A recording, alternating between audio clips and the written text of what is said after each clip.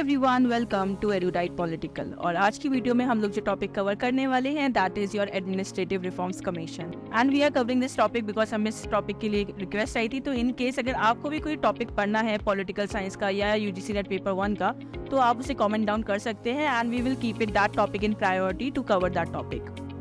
तो सबसे पहले जानते हैं कि एडमिनिस्ट्रेटिव रिफॉर्म्स होते क्या हैं। देखिए, एडमिनिस्ट्रेटिव रिफॉर्म्स ऐसे रिफॉर्म्स होते हैं जो आप करते हैं सो दैट आप इम्प्रूव कर सको या अमेंड कर सको, या फिर आप जो भी फॉल्ट्स है आपके एडमिनिस्ट्रेशन में उस फॉल्ट से उन्हें फ्री कर सको।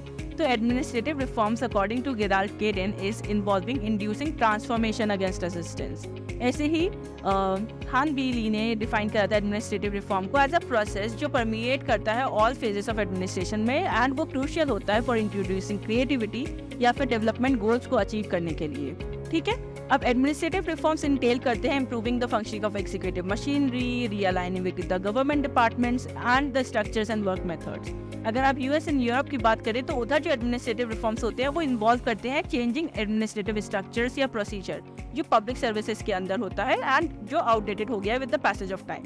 पर अगर आप इंडिया की बात करें तो इंडिया में जो एडमिनिस्ट्रेटिव रिफॉर्म होता है दैट एम्स टू अपग्रेड जो भी एडमिनिस्ट्रेटिव बॉडीज हैं, एडमिनिस्ट्रेशन इफेक्टिवली फंक्शन कर सके, एग्जीक्यूशन ऑफ पब्लिक पॉलिसीज अच्छे से हो and there can be a responsible governance. ना पोस्ट इंडिपेंडेंस इंडिया की बात करें तो एडमिनिस्ट्रेटिव रिफॉर्म्स तब फोकस करते थे on the transforming administrative machinery from colonial rule to democracy and development, and इसीलिए there was a requirement of efficient and responsive government so that a new administration ethos and culture could be developed. Now coming back to the main topic कि कौन कौन से reforms India में आए हैं, तो जितने भी कमीशंस आए हैं important that we will be discussing one by one. So further ये टॉपिक इसलिए इंपॉर्टेंट भी है क्योंकि बहुत फैक्चुअल टॉपिक है, इसमें से फैक्चुअल एमसीक्यूज बन सकते हैं आपके एग्जामिनेशन में, डेट्स पूछ सकते हैं कमीशंस की, कौन से कमीशन किसने हेड करा था पूछ सकते हैं, मेन एस्पेक्ट क्या है कमीशंस का, तो दैट यू शुड रिमेंबर। तो सबसे पहला है सेक्रेटेरिएट रीऑर्गेनाइजेशन कमीशन। फॉर्म हुआ था बाय गवर्नमेंट ऑफ इंडिया 1947 में। It was headed by Shri Girija Shankar Vajpayee and it aim to address man power shortage जो डिपार्टमेंट्स में होती थी। एंड उसने इस कमीशन ने रिकमेंड करा था कि there should be optimal utilization जो भी एग्जिस्टिंग मैन पावर है in the industry, and it propose improvements in working procedures for central secretariat department. Then the next commission was N Gopal Swami Ayyangar report जो 1950 में आई थी। ऑब्वियसली जो कमीशन के head थे that was Gopal Swami Ayyangar, and इस report ने रिकमेंड करा था grouping of ministers, enhancement of personal capabilities and improvement in the functioning of the organisation and management division within the central government.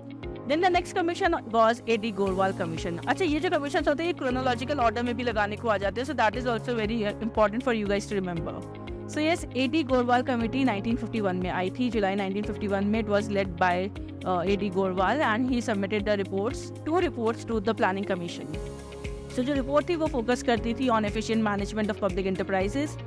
Strong recommendation था for introducing organisation and management practices. It also aim की आप कैसे efficiency enhance कर सकते हैं administration में और एक डिसिप्लिन सिविल सर्विसेज को फोकस कर सकते हैं। Then also it emphasize on fostering a positive relationship जो पॉलिटिकल लीडर्स एंड एडमिनिस्ट्रेटर्स के बीच में होना चाहिए। Then the next that we will be discussing is Paul H. Appleby report of 1953 and 1956. So Paul H. Appleby is an American expert जो government of India ने जिन्हें invite करा था कि वो हमारे यहाँ आके एडमिनिस्ट्रेटिव रिफॉर्म्स को सजेस्ट करें। तो इन्होंने 2 रिपोर्ट्स सजेस्ट करी थी। तो इनकी जो पहली रिपोर्ट थी that was public administration in India, report of a survey 1953। ठीक है, इसने फोकस करा था जितने भी एडमिनिस्ट्रेटिव रीऑर्गेनाइजेशंस एंड प्रैक्टिसेस हो सकती हैं। Then the second was re-examination of India's administrative system with special reference to administration of government, industrial and commercial undertaking जो पब्लिश करी गई थी 1956 में। इस रिपोर्ट ने emphasize करा था implementing business process re-engineering in government undertakings, that is BPR, also known as BPR. So the next is Committee on Plan Project 1956। ठीक है, ये प्लानिंग कमीशन ने एस्टैब्लिश करा था कमिटी ऑन प्लान प्रोजेक्ट्स ताकि एफिशिएंसी इंप्रूव हो सके administration में। And Balwant Rai Mehta committee formed in 1957। So इसका एम ये था कि lay down the organization norms and techniques जो ज़रूरी है एक प्लान प्रोजेक्ट को इम्प्लीमेंट करने के लिए। और बलवंत राय मेहता ने ये कमेटी को की जो रिपोर्ट सबमिट करी थी that was submitted to the national development council. Report ने डिस्कस करा था कम्युनिटी प्रोजेक्ट्स और नेशनल एक्सटेंशन सर्विस को that seen as a landmark in Indian administration. Then the next is V.T. Krishnamachari report that was published in 1962. तो इसने focus करा था on Indian administrative service, IAS and district administration. इसने recommend करे थे increasing direct recruits to IAS and also suggested कि एक regular basis पे रिफ्रेशर कोर्सेज होने चाहिए फॉर IAS ऑफिशियल्स. ठीक है.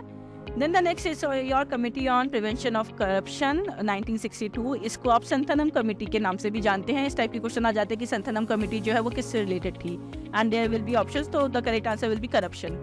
सो it is committee on prevention of corruption जो स्टैब्लिश करी गई थी 1962 में. इसके वो चेयर करा था बाय श्री के संथानम ने. इसका एम ये था कि पहले तो स्टडी करना था जो भी कॉजेस होते हैं करप्शन के, देन ऑल्सो रिव्यू करना था जो भी अभी currently anti corruption measures establish थे during that point of time during 1962, और ऐसे मेजर्स को सजेस्ट करना था जिससे आप करप्शन को कर्ब कर सकते हो इंडिया में and in government organizations, because government organizations बहुत बदनाम है with the thing of corruption.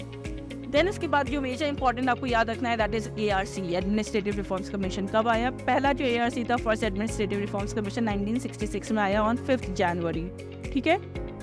Initially जो कमीशन था वो मैनेज करा गया था by Morarji Desai, but later it was chaired by K Hanumanthan. After जो देसाई थे they become the deputy prime minister. So yes, ना जो ARC है एडमिनिस्ट्रेटिव रिफॉर्म्स कमीशन डिक्लेरेशन, उसने आउटलाइन करे थे structures, organizations and objectives. Mandate करा था to uphold the standards of proficiency and integrity in the public service, and it also aim की जो पब्लिक एडमिनिस्ट्रेशन है उसे कैसे आप ऑप्टिमाइज कर सकते हैं सो दैट वो इफेक्टिवली इम्प्लीमेंट करे गवर्नमेंट्स की सोशो इकोनॉमिक पॉलिसीज़ को.